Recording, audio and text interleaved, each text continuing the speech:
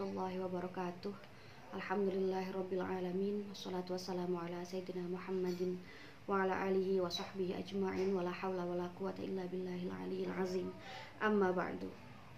Sahabat Fatayat dan teman-teman rahimakumullah, alhamdulillah sore ini kita bertemu lagi dalam kajian fikih wanita yang merupakan salah satu program dari Forum Daiyah Fatayat Jawa Barat.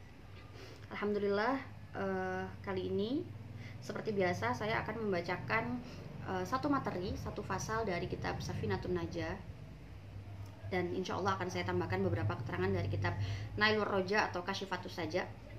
Saya tambahkan dari dua kitab. Jadi Nailur Roja dan Kasyifatus Saja ini seperti yang kita ketahui adalah dua syarah Safinah yang cukup populer di kalangan para santri. Nanti barangkali keterangan di Safinah kurang panjang, nanti saya tambahkan kalau memang waktunya mencukupi. Sore ini kita akan berbicara seputar syarat sholat. Syarat sholat. Jadi kemarin sudah pernah kita singgung bahwasanya dalam ibadah-ibadah yang kita kerjakan itu, di kitab fikih sering sekali kita mendengar ada dua kata. Yang pertama adalah kata syurut. Syurut ini adalah jamak dari kata syarat. Syarat itu sudah menjadi bahasa Indonesia ya. Yang kedua adalah arkan. Arkan ini adalah jamak dari kata rukun. Atau di beberapa ibadah lain diredaksikan dengan kata furud atau fardu. Jadi rukun dan fardu itu secara pengaplikasian sama, hanya saja memang memiliki beberapa perbedaan dalam ibadah tertentu. Dua-duanya baik syarat maupun rukun itu memiliki fungsi yang sama. Fungsi dalam artian sesuatu yang harus kita penuhi dan menentukan sah atau tidaknya sebuah ibadah. Hanya saja yang membedakan antara syarat dan rukun itu adalah proses pemenuhannya. Jadi syarat itu sesuatu yang harus kita penuhi sebelum melakukan ibadah itu sendiri. Sedangkan rukun itu adalah bagian dari kaifiyah atau cara beribadahnya dan adanya di dalam ibadah. Nah, sekarang yang akan kita bahas sore ini adalah syarat-syarat dari sholat. Seperti biasa saya akan bacakan terlebih dahulu lafadz-lafadz dalam kitab Safinatun Najah, lalu nanti kita lanjutkan dengan keterangannya. Qala al-musannif rahimahullahu ta'ala wa nafa'na bihi wa bi 'ulumihi wa bi asrarihi fid dharain amin. Bismillahirrahmanirrahim. Faslun ay hadza faslun utawi iki ku nafasal suwiji. Syurutus sholati utawi pira-pira syarate salat iku samaniyatun anawul. Syarat salat ada 8. Al-makna, saya baca keterangan dari Nailur Roja. Al-makna anna syurutus sihhatis shalah samaniyah. Wa sata'lamu mimma ya'ti annaha aktsar. Amma syurutul wujub fasittah. Al-Islam wal bulugh wal aqlu wan naqa minal haidhi wan nifas wa bulughud da'wah wa salamatul hawas. Jadi begini, ketika kita menyebutkan kata syarat dalam sholat, maka nanti akan timbul dua makna. Yang pertama disebut dengan syarat wajib sholat, syurutu wujubi sholat. Yang kedua disebut syurutu sihhati sholat. Apa yang membedakan dua syarat ini? Kalau syurutu wujubis shalah itu artinya adalah syarat-syarat yang harus dipenuhi oleh seseorang agar dia dianggap sebagai orang yang wajib melaksanakan sholat. Seperti itu. Jadi tidak semua orang wajib melaksanakan sholat. Hanya orang-orang yang sudah memenuhi syarat saja yang wajib melaksanakan sholat. Nah, itu disebut dengan syurutu wujubis shalah. Dalam kitab ini disebutkan bahwasanya syarat wajib sholat itu ada 6. Syarat seseorang diwajibkan untuk sholat itu ada 6. Yang pertama adalah al-islamu, adalah orang Islam. Yang pertama adalah orang Islam. Oh, berarti orang-orang selain Islam gak wajib sholat ya? Iya, orang-orang yang memiliki keyakinan di luar Islam, mereka tidak wajib melaksanakan sholat. Nah, lalu bagaimana jika ada kondisi orang Kristen misalkan atau orang Hindu masuk Islam, mu'alaf. Nah, maka ketika dia mu'alaf, ketika dia sudah berstatus Islam sedangkan sebelumnya belum, dia tidak memiliki kewajiban untuk mengqadha sholatnya selama dia dalam keadaan non-Islam. Paham ya? Jadi misalkan ada orang lahir dalam keadaan Kristen, dia lahir dari kondisi Kristen, dia hidup selama 20 tahun, lalu di usia 20 tahun dia memutuskan untuk masuk agama Islam. Maka ketika sudah masuk agama Islam, otomatis dia kan wajib melaksanakan ibadah sholat. ya kan, karena dia sudah Islam, dia sudah memenuhi syarat wajib, salah satu dari syarat wajib sholat. Lalu timbul pertanyaan, apakah dia juga wajib melaksanakan sholat-sholat yang dia tinggalkan selama 20 tahun dia hidup non-Islam ya? Jawabannya tidak. Amma syurutul wujubi fasitah, yang pertama Islam, yang kedua adalah bulugh atau baligh. Baligh itu artinya, ini ada keterangannya sendiri sebetulnya dalam kitab Safinah. Ada alamatul bulugh, ciri-ciri balighnya seseorang yang mudah sebetulnya, hanya bukan mudah artinya yang bisa kita terangkan secara simpelnya. Intinya ketika perempuan itu sudah haid, ketika laki-laki sudah ihtilam atau mimpi keluar air mani itu. Yang ketiga adalah ketika laki-laki atau perempuan sudah berumur 15 tahun, baik sudah haid atau belum, atau sudah ihtilam atau belum, itu disebut baligh. Berarti anak-anak umur 7 tahun itu belum wajib sholat ya? Belum, mereka belum wajib sholat. Artinya ketika mereka tidak melaksanakan ibadah sholat, mereka tidak berdosa. Ini syarat wajib sholat. Yang ketiga adalah berakal. Wal aklu lan duweni akal. Berarti orang-orang yang memiliki gangguan akal, misalkan orang gila atau orang yang haram,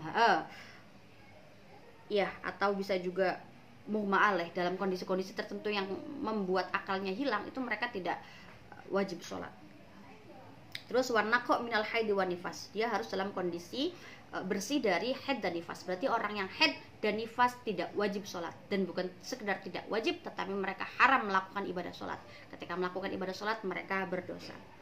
Lalu wabulughud da'wah wa salamatul hawas, di sini ada keterangannya. Tetapi dalam kitab Safinah, yang dimaksud dengan syurutus sholah dalam kitab Safinah itu bukan syurutu wujubi sholah, tetapi syurutu sihhati sholah. Jadi syarat sholat dianggap sah. Begitu, syarat sholat dianggap sah dalam kitab Safinah itu disebutkan jumlahnya ada 8. Yang pertama, syurutus sholati utawi pira-pira syaratnya sholat iku samaniyatun ana wolu thaharatul hadatsaini, nyatane suci saking hadas loro. Yang pertama adalah suci dari 2 hadas. Kita tahu bahwasanya dalam fikih, dalam ilmu fikih, hadas itu ada 2. Hadas itu ada 2. Yang pertama adalah hadas kecil, yang kedua adalah hadas besar. Hadas kecil itu apa? Hadas kecil adalah hadas yang cara mensucikannya adalah dengan berwudu. Sedangkan hadas besar adalah hadas yang cara mensucikannya adalah dengan mandi. Begitu. Hadas kecil itu contohnya apa? Pipis. Kalau kita pipis, wudunya batal, maka kita berhadas. Kita harus pertama istinja dulu, lalu kita wudu. Seperti itu. Kentut itu juga hadas kecil. Kalau hadas besar, contohnya adalah naqo anil haid, dia bersih atau suci dari haid, terputusnya darah haid, itu berarti dia dalam kondisi hadas besar, mensucikannya harus dengan mandi. Atau misalkan kondisi perempuan dan laki-laki setelah melakukan hubungan suami istri, maka dia juga harus mandi karena dia berhadas. Hadasnya disebut dengan hadas besar, ada keterangannya sendiri. Nah, orang yang ingin sholat, dia harus suci dari keduanya. Dia harus suci baik dari hadas kecil maupun dari hadas besar. Artinya ketika dia sholat dalam keadaan berhadas, sholatnya tidak sah. Karena thaharatul hadatsa ini merupakan syurutus sihhatis sholah. Sholatnya tidak sah kalau dia berhadas. Kemudian wattaharatu 'anin najasah fis saubi wal badani wal makani. Syarat sahnya salat yang kedua adalah wattaharatu lan suci 'anin najasati adoh saking najis fis saubi ing dalam pakaian, wal badani lan badan, wal makani lan panggonan. Jadi ketika seseorang di tubuhnya terdapat najis, maka sholatnya tidak sah. Tetapi di Nalur Roja disebutkan bahwasanya yang membuat tidak sah itu adalah ketika di salah satu dari pakaian, badan atau tempat kita itu terdapat najis yang ghairul ma'fu. Jadi apa bahasanya? Ghairul ma'fu. Jadi najis yang tidak dima'fu. Jadi nanti keterangannya melebar. Najis itu nanti ada najis yang dima'fu atau ditolerir, ada yang tidak bisa ditolerir sama sekali. Kayak misalkan teman-teman atau ibu-ibu misalkan dasternya kena ompol, jadi tidur di kasur, anaknya ngompol, terus pipisnya sampai ke daster-daster, lalu ibu sholat dalam kondisi dasternya ada pipisnya, itu sholatnya tidak sah karena di saub atau di baju ibu membawa najis. Contohnya seperti itu. Atau misalkan dalam sajadahnya ibu ada pipisnya kucing, gitu ya, sering sekali terjadi. Sajadah ditaruh di bawah, kucing pipis, lalu akhirnya sajadahnya najis, ada bau pipisnya, itu sholatnya tidak sah, karena sajadah itu termasuk fil makan, jadi tempat di mana ibu melaksanakan sholat, terdapat najis, oh tidak sah. Atau di keramiknya terdapat najis yang belum disucikan, itu juga tidak sah. Al-makna an-natsani min syuruti sihhati shalah at-taharah 'anil najasah al-ghairil ma'fu 'anha fi thawbil musalli wa nahwihi min mahmulihi. Enggak ada keterangan. Oh, nanti ternyata keterangan seputar najis yang dima'funya enggak di sini. Langsung saja ke syarat yang kedua. Syarat yang ketiga berarti wasatrul aurati lan nutupi aurah. Menutup aurat. Orang sholat itu harus menutup aurat. Sayati ta'riful aurah wa taqsimuha. Nanti akan diterangkan pembagian keterangan tentang aurat dan bagian-bagiannya. Wal makna anna salisa min syuruti sihhatis shalah satru auratil musalli bima yashmiruha wa yamna'u idraku launiha. Jadi yang dimaksud dengan menutup aurat itu adalah menutup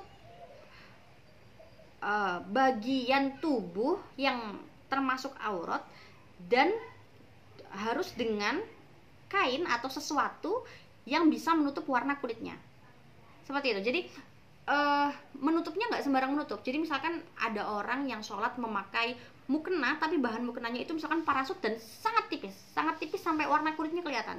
Jadi misalkan ibu-ibu sholat menggunakan kaos pendek lalu menggunakan mukena, tapi mukenanya berbahan parasut dan sangat tipis, nah itu hati-hati karena bisa jadi sholatnya tidak sah. Jadi yang dimaksud dengan satrul aurah adalah satru satru launi, menutup warna kulit, menutup warna kulitnya. Lalu yang selanjutnya adalah wastiqbalul qiblah, wastiqbalul qiblati lan madhab kiblat. Seputar kiblat ini sudah jarang dibahas ya, seperti dalam kitab fikih itu sudah jarang sekali membahas seputar waktu sholat. Jadi di fikih kan sering sekali dibahas bahwa waktu sholat zuhur adalah ketika matahari ada di sini. Itu nggak usah, karena kita sudah ada di zaman dimana sudah ada jam, sudah ada kompas, jadi mengetahui informasi-informasi seputar waktu sholat, waktu arah kiblat itu sudah mudah. Wastiqbalul qiblati lan ngadhab kiblat, berarti kita tidak boleh sholat menghadap selain ke arah kiblat. Madhab ke selatan misalnya, nggak boleh, sholatnya nggak sah. Wa dukhulul waqti lan manjingnya waktu. Lalu syarat sah sholat yang selanjutnya adalah sudah masuk waktu. Berarti orang-orang yang melaksanakan sholat zuhur sebelum masuknya waktu zuhur, maka sholatnya tidak sah. Dia wajib mengulangnya lagi ketika waktu zuhur sudah masuk. Misalkan sholat zuhur, lalu dia sholat jam 11, saya pengen sholat zuhurnya sekarang aja biar nanti zuhurnya enak, bebas bisa tidur atau bisa beraktivitas, itu nggak boleh. Nggak boleh. Ta'jilus sholah atau apapun itu, ta'jilus sholah min ghairi waqtiha, itu nggak boleh. Al-ma'na annal khamis min syuruti sihhati sholah dukhulu waqtiha in kanat min zawatil waqti. Betul, biyaqinin azan nasya'an ijtihadin. Ini insyaallah waktu sholat juga mudah karena sudah ada keterangan sholat, sudah ada jam, sudah ada masjid, sudah ada azan. Lalu selanjutnya wal ilmu bi fardiyatiha, wal ilmu lan ngerti bi fardiyatiha, kelawan kefarduannya sholat. Musolli atau orang yang sholat itu harus mengerti, dia harus paham, dia harus diedukasi sebelumnya bahwa sholat itu hukumnya adalah fardu atau wajib. Artinya ketika dia tidak melaksanakan sholat, dia dihukumi berdosa. Dia harus tahu fakta itu. Jadi tidak cukup sekedar melaksanakan sholat, tetapi dia menganggap bahwa ternyata sholat itu hukumnya sunnah, atau sholat itu hukumnya hanya anjuran dari agama, tidak perlu. Selanjutnya wa alla ya'taqidalan yang ta orane kadakan sapa musolli fardhon ing fardu siji min furudiha saking pira-pira fardune salat sunatan ing sunnah. Kemudian syarat sah salat selanjutnya adalah musolli atau orang yang sholat tidak boleh memiliki keyakinan bahwa salah satu dari fardunya sholat atau rukunnya sholat sebagai sebuah kesunahan. Jadi kemarin sudah pernah kita bahas bahwasanya rukun sholat itu ada 17, salah satunya adalah ruku. Nah, orang yang sholat tidak boleh menganggap bahwa ruku itu adalah sebuah kesunahan, atau sujud itu adalah sesuatu yang sunnah, atau membaca Fatihah itu hukumnya hanya sunnah. Tidak boleh. Dia harus tahu betul mana yang fardu dan mana yang sunnah. Lalu wajtinabul mubtilati, lan ngadoi piro-piro, ngalan ngadoi ing piro-piro barang kang batalaken salat. Lalu syarat sah salat selanjutnya adalah dia menghindari segala sesuatu yang membatalkan salat. Apa saja yang membatalkan salat nanti ada pembahasannya sendiri. Cuma saya kasih beberapa contoh saja yang yang mudah. Salah satu yang membatalkan sholat adalah batalnya wudhu. Misalkan ketika sholat dia kentut, sholatnya batal karena wudhunya batal. Nah, ketika sholat dia harus ijtinabul mubtilat, dia harus menjauhi hal-hal tersebut. Berbicara, dia nggak boleh bicara ketika sholat. Jadi misalkan ibu-ibu lagi sholat, anaknya nakal di depan, lalu dia marahin dulu. Nah, nggak boleh, karena kalam atau berbicara itu adalah salah satu mubtilat atau hal-hal yang membatalkan sholat. Alhamdulillah, pembahasan seputar syarat sah sholat ini sudah sampai di sini saja. Nanti insya Allah kita bertemu lagi besok dalam pembahasan selanjutnya. Wallahu a'lam bishawab. Wallahul muwaffiq ila aqwamit thoriq. Assalamualaikum warahmatullahi wabarakatuh.